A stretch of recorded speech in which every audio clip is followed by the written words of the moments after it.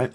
Hey, everyone. Welcome to this week's episode of the Cross-Chain Insider, a weekly roundup of all news traveling across chains, brought to you by LI.Fi.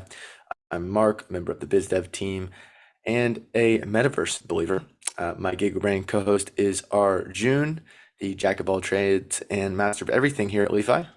What is up, Arjun? Good one. I'm just having my coffee. Just having your coffee, and I'm about to go to sleep. That's working the metaverse for you right there. All right, as usual, everyone, Arjun writes this newsletter. It's beautiful. It's on Substack. He writes it every week. You should definitely go subscribe.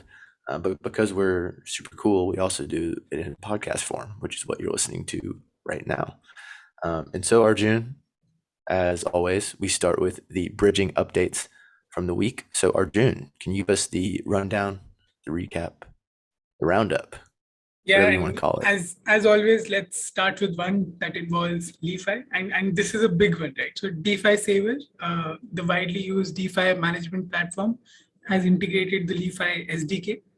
So DeFiSaver, which was originally only available on Ethereum mainnet, now supports Optimism and Arbitrum, and the LI.Fi SDK will help them enable users to bridge their assets to these networks without ever leaving the DeFiSaver interface. So not only do the users get access to this slick new bridging UI on DeFiSaver, they also get access to all the bridges, DEXs, and DEX aggregators that we have integrated at LI.Fi. So they can simply choose to bridge their funds to Optimism or Arbitrum, and LI.Fi will do the rest of the work for the users. And yeah, awesome start to the week for us, I'd say. And it's great to see another established player using the LI.Fi SDK. And trust me, this is just getting started. We gave a little teaser last week of what's to come with the poll. So watch out for more amazing integrations coming soon. And I think I should stop talking about that now before I spill something that I'm not supposed to. So best to move on to Connext. Yeah. Nicholas Flamel fans will be very excited. Can I say that? Okay. Let's move on to Connext. So Connext Amarok is now on public testnet. So their new network upgrade, which is called the Amarok upgrade, is now open for testing for builders and the community. This upgrade is something that the entire bridging community is looking forward to, and including all of us at LI.Fi. Right? It enables fast and cheap, one-click bridging across chains and building applications called X apps without ever compromising on security, because Connext is one of the most trust minimized bridges out there. So yeah, definitely looking forward to having the Amarok upgrade on DeFi as well, and all the different applications that will build on it. And next we have Across. So Across V2 is now live. In V1, they focused on bridging from optimistic rollups to Ethereum mainnet. And in V2, L2 to L2 transfers have been added.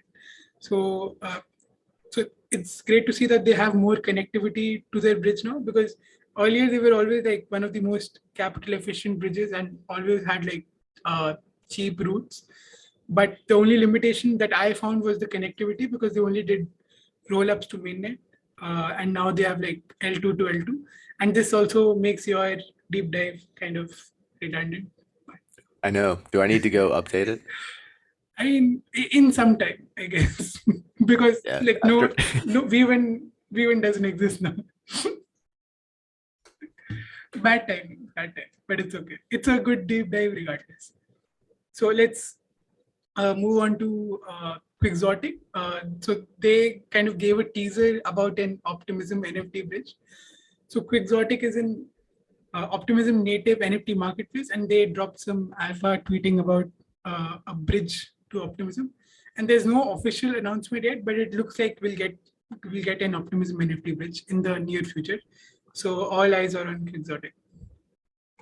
What NFT would you bridge to Optimism right now, if you could? I won't bridge anything. I like my assets native. Wow, that was such a lame answer. Okay, moving on. But it's the truth. Like, see, if their bridge is another like wrap in mint, I'd rather buy a new NFT on Optimism. So yeah, that's the truth about me. But yeah, I'm sure many Ethereum users or any other network users want their NFTs. So it's a great addition. And let's move on to the Ronin bridge. So the Ronin bridge successfully passed two audits. I think it's been 2 months or so since the hack, and so yeah, it's great to see that they had all these audits. So they had one internal audit and one external audit led by VeriChain's lab, and the recent blog says that the team is also conducting a second external audit led by Certic. And if the audit is successful, the Ronin bridge will be reopened in mid-June. And if I remember correctly, they've added more validators to their validator set for more security. And eventually they plan to have more than 100 validators. So let's see how that goes. But it's great to see them bouncing back and getting ready for a relaunch. I will certainly be reading that audit when it's out. That will probably be a topic of this podcast, I would think. Yeah, probably. And yeah, so to wrap up this section with some quick news, we have multi-chain with an update. So veMulti is now live on Phantom. veMulti is the governance scheme for multi-DAO, which is multi-chain's official DAO. And it has now been deployed on the Phantom network. So it was previously available on the Ethereum mainnet. And so users can now basically stake their multi tokens and mint veMulti NFTs, and this gives them the permission to take part in multi-chain's governance and basically earn a share of its bridge fees, which is quite substantial because multi-chain does like huge amounts of volume and they have millions in bridge fees. Right? So it's a great opportunity for users to get involved and earn a share of the bridge fees. Next, we have another integration news. So Injective and Ethereum compatible native IBC blockchain announced an integration with Wormhole. So this integration brings 10 new chains that Wormhole connects to Injective. And this will enable cross-chain native assets from previously inaccessible networks like Solana, other and like Avalanche to enter the Cosmos universe. So more assets, like more synthetic assets, but definitely like more connectivity amongst these chains. I think that we're going to be seeing more and more IBC enabled Ethereum compatible chains. I think that's going to be pretty massive going forward. I just saw that Evmos is now a top 100 asset, I think, today, Yeah, I which mean, to be fair, it's not that hard to break into the top 100 these days. Uh, so the Lunar you make a good relaunch. point. So the Lunar relaunch is already top 20 or something like that. But yeah, I mean, yeah, definitely in the future we'll have more compatibility between IBC and EVM. Like right now, IBC has their stuff sorted in the sense that they can communicate with each other. But how do you connect them to EVM? That's the next big thing. And with that, like we've come to the end of this section, and that was a lot of news as always. There's so much going on in the cross-chain ecosystem, so it definitely feels like a build market that's basically showing no signs of slowing down. Did you just say it's a build market instead of Yeah, a bear market I, or a bull I, market? I took that from the bankers. Wow, I thought it was really good. I hadn't heard it before. I thought you just made it up. I wish I. Okay, so the next part of this podcast is, Arjun, big brain, he goes deep into the bridges. I'm over here. I go into the cross-chain ecosystem at large. First big update for the week is that Brave, every degen's favorite browser, is now launching Solana support essentially. And I found this to be very, very interesting because this is the first slide on Twitter, but the second slide is where the juicy bit is. Okay. You're now also announcing upcoming releases that will expand access to the Solana ecosystems from the Brave team. Coming soon, you can buy and sell NFTs with BAT on Magic Eden and Solana dApp support for Brave Wallet. Those two things are massive for the cross-chain space, in my opinion, because I think if you're in crypto, you're using Brave. Like that's what you're doing, and the fact that they're going full bent on Solana, very interesting. And I can't wait to see. Like, I could definitely see some of my normie friends like just going to Magic Eden and buying something with their free BAT tokens that they get because I told them to download the Brave browser. So I'm excited about this. You also told me to download it. So I like you Yeah, are one of the earliest users of Brave that I know. you heard that. You heard that here first, guys. Early OG. Um, okay, next section here is that Infura is announced a partnership with Near Protocol, and so Infura is kind of like a more of an infrastructure team than anything. You're probably not going to hear much about Infura except that like it pretty much helps develop Ethereum, and so now they're announcing support for Near. This will be great for Near. Should bring more developers there, and it was just a good step into building out more infrastructure for the cross-chain space. Next, we have a StarkNet times ImmutableX partnership here. So ImmutableX, or actually Immutable, is one of the biggest NFT platforms. They do Gods Unchained and all that stuff. They're now going on StarkNet, which is an L2 on Ethereum. Interestingly, they also, Immutable launched a blog post today, which not at recommended reads yet, but it's a recommended read. And they're actually going to have a couple issues with like fee structures and stuff on StarkNet. So cool that they're having a partnership, but I thought it was interesting that this blog post I read today noted a few issues with the integration. Next, we Look have at you as being Arjun. the big brain. Yeah, right.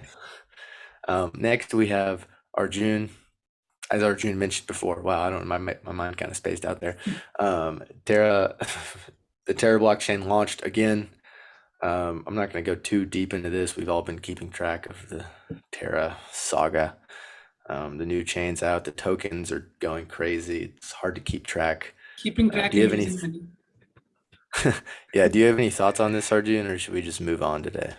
I don't know. So this was kind of my spicy take for this week. Like, so I'll probably shed some more light on my thoughts there. Ooh, okay. So stay tuned. Probably in the last like 3 minutes, Arjun's going to launch into a diatribe on Terra. Can't wait. Okay, we have 2 more bullet points left in this section. We have Zerion launching a Web3 mobile wallet, which is awesome. You know, when you really think about how often you use the internet, it's most likely going to be on your phone, right? You're going to be, you know, texting, sending messages, reading on your phone, whatever. So I think we need blockchain on mobile devices. We don't really have that right now. They're launching with support on 10 networks. You have Ethereum, Polygon, Solana, BNB, Binance Chain, Arbitrum, Optimism, Avalanche, Gnosis, Aurora, and Loopring. So I think that's going to be pretty cool. I'm going to go try that out. I don't think Zerion has launched a token yet either. Yep. So it's always good to kind of test out stuff that hasn't launched a token. There's your alpha for the day. And last but not least, TrustWallet launched on Phantom, or launched support for Phantom, which is big. TrustWallet already supports, I looked at their website today, it said like 1 million plus tokens. I don't know how they got to 1 million tokens. I mean, are there 1 million tokens in crypto right now? Like, that's wild if that's true. I don't know. I've never checked beyond 500 on like a coin market cap or something. Yeah, but I saw it. Maybe I misread it, but I'm pretty sure I saw 1 million plus. So good for TrustWallet, and you know, There are good only for like Phantom. 5,000, 6,000 tokens, or let's say thousands. Million is too much. Look, I don't know. I'm just Maybe relaying they're what I heard. minting their own token. Yeah. Okay. So we talked about bridging. We talked about the cross-chain space. And now, Arjun, this is when you get to talk about what is popping. Yeah, and I really enjoyed like this week's thread because it was about Hop and like it was something new in the ecosystem, right?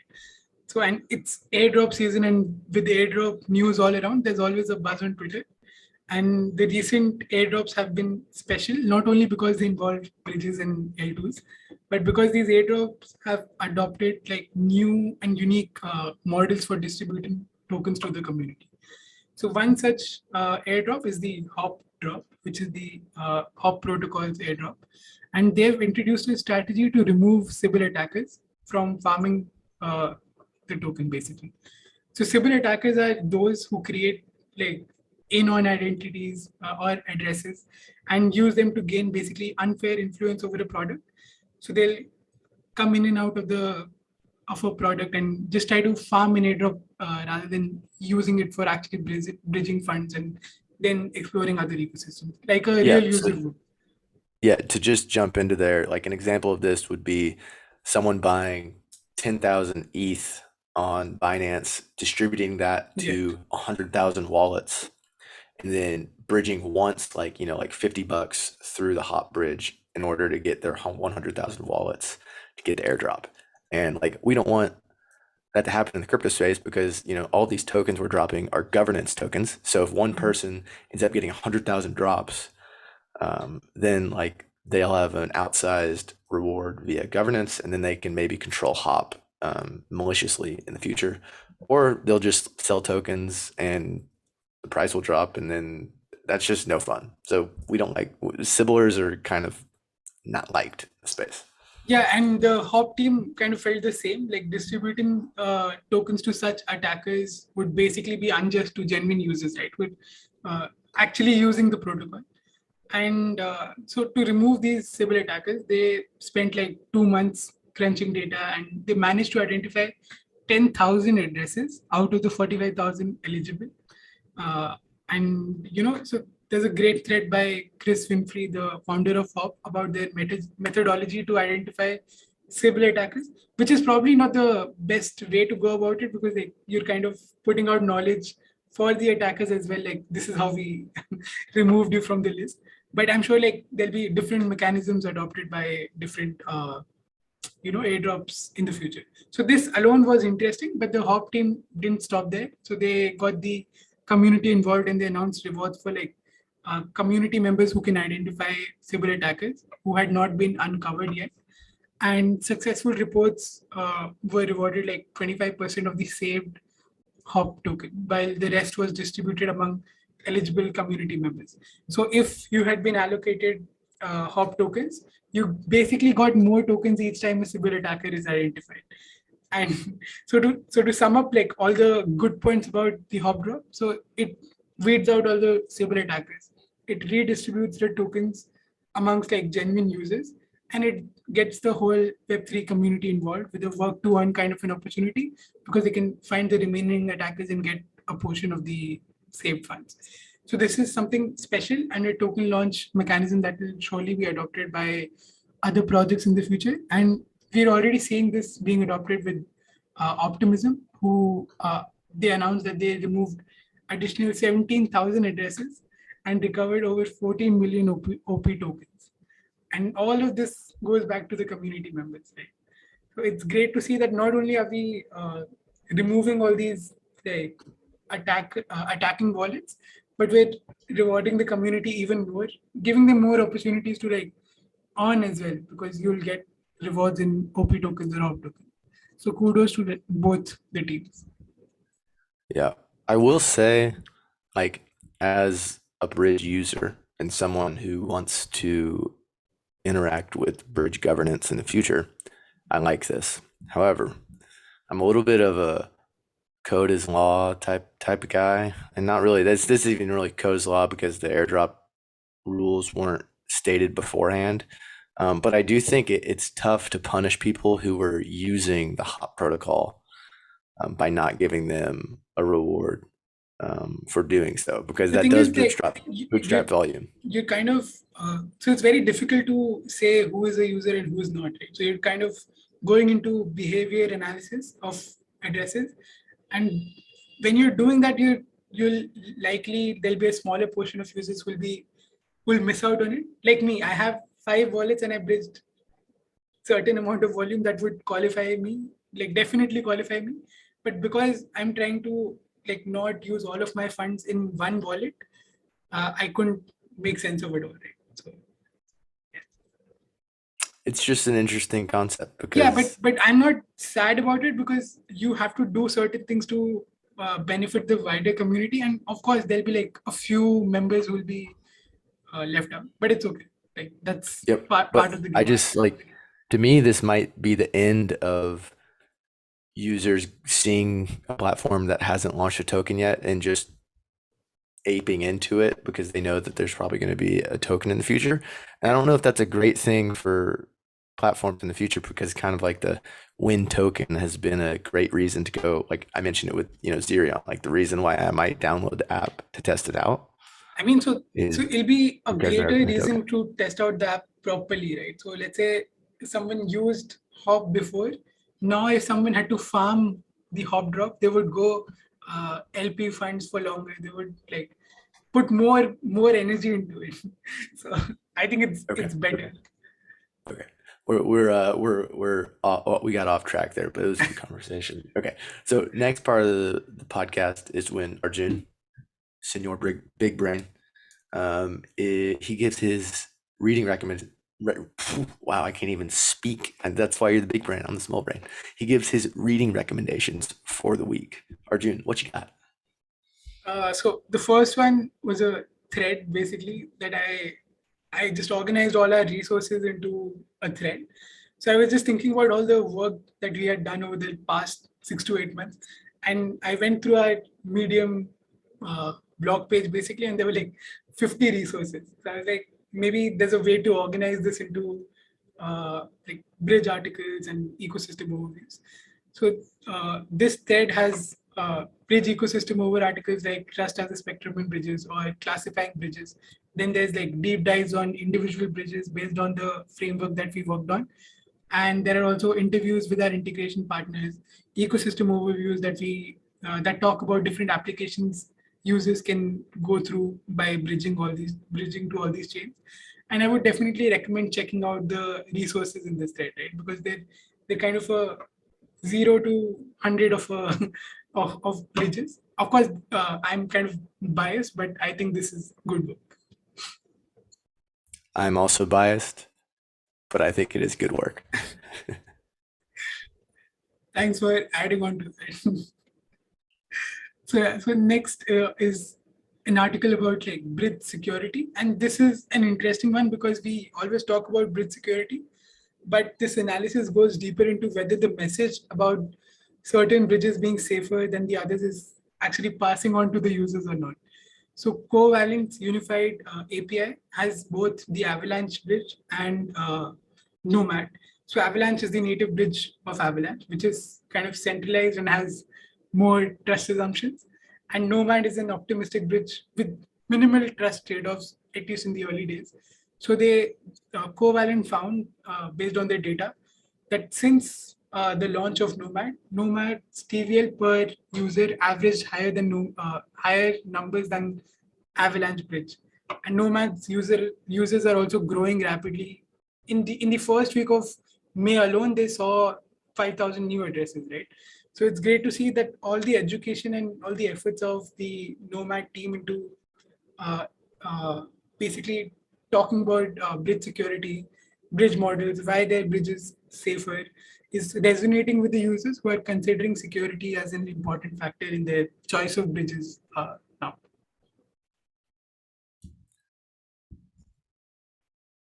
Yeah, pretty cool. Did you have one more?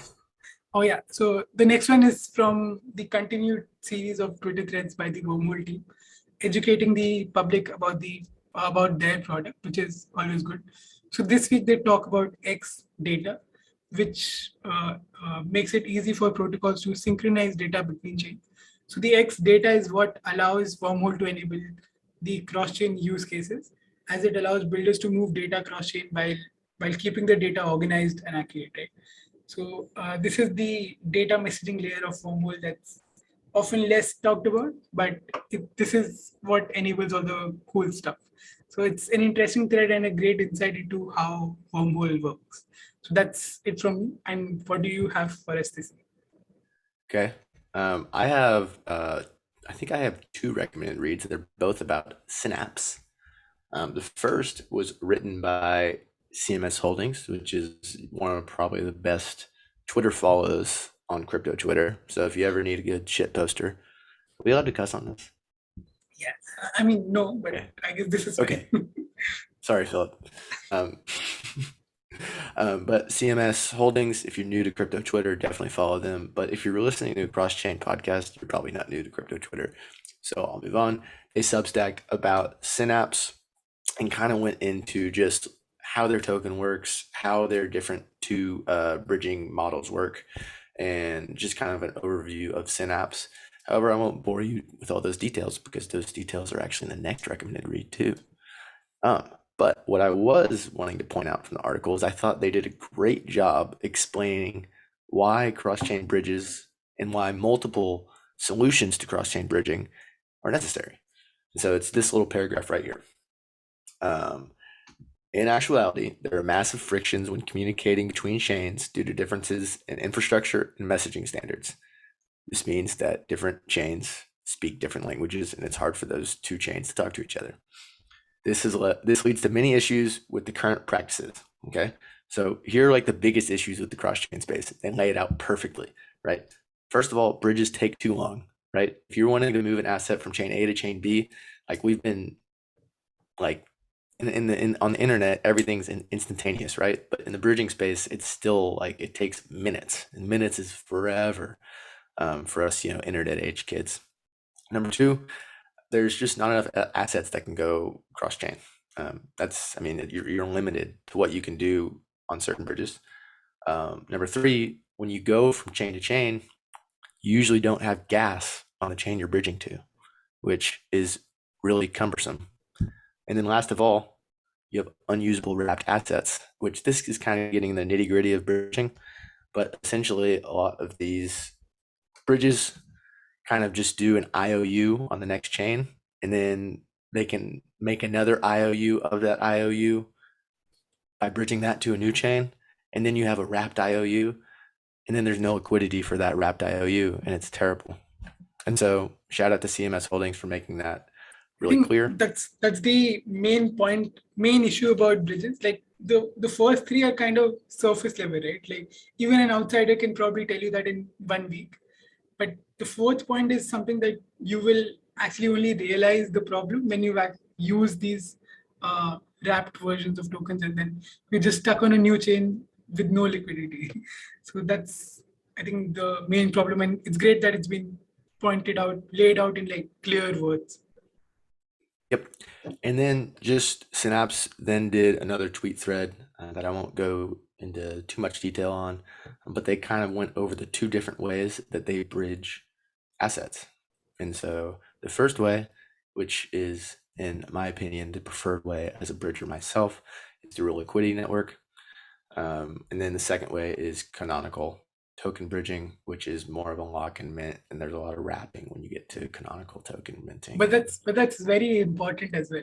Like you're kind of putting a negative twist on it, but the negative twist is only the wrapped version of a wrapped version and the whole effect, right? Very true. I did not mean to put a negative spin on it.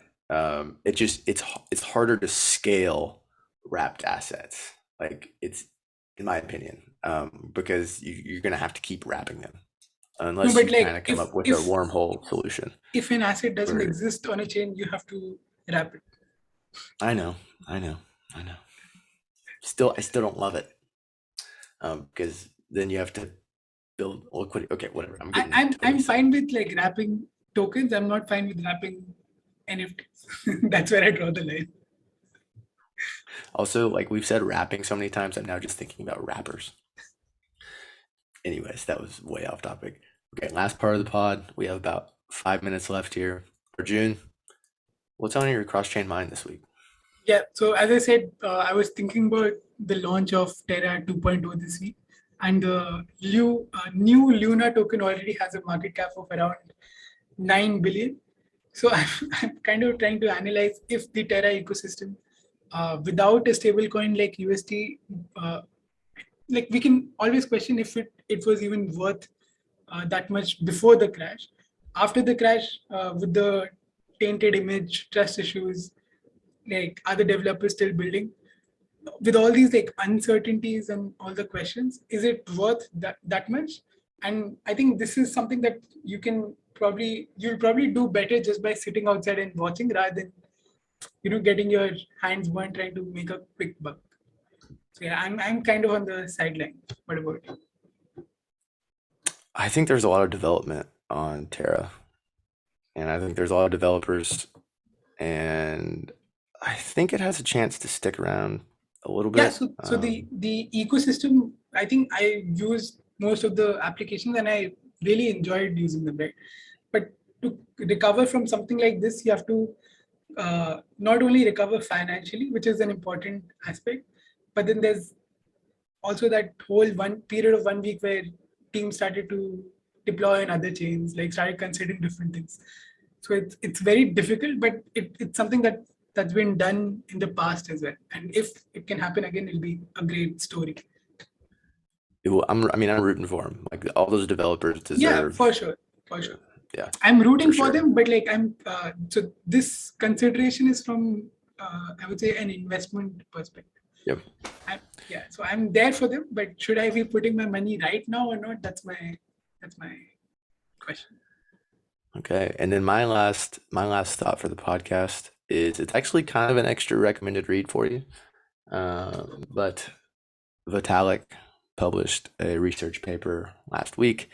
It's about SoulBound tokens, which you know me, I'm a huge NFT guy. A SoulBound token is essentially an NFT that cannot be traded from the wallet it is given to. However, it can be revoked. Now, why is this interesting? Why would anyone want a token that cannot be removed from their wallet? Well, because then you have immutable identity on a blockchain, right? And so at some point, we're going to be hopefully having institutions like maybe a college issue something like a diploma as an NFT. And instead of, if you issue an NFT, if you issue a diploma as an NFT, what is someone going to do? Because this is crypto, right? They're just going to immediately sell that diploma and someone can buy the diploma and act like they graduated college, right? They won't have the diploma in the first place. It's just kind of a ridiculous concept. But a SoulBound token means that you, an institution like a college, can issue a diploma on a blockchain and it's stuck in that user's wallet address. And then it's there forever, and you don't have to attach your identity to that wallet address, correct? You could just tell your, college to say, hey, issue to this address. Maybe the college knows who you are now, but no one else does. I think this just unlocks a ton of really cool. Even Optimism did this, right? If I'm not wrong.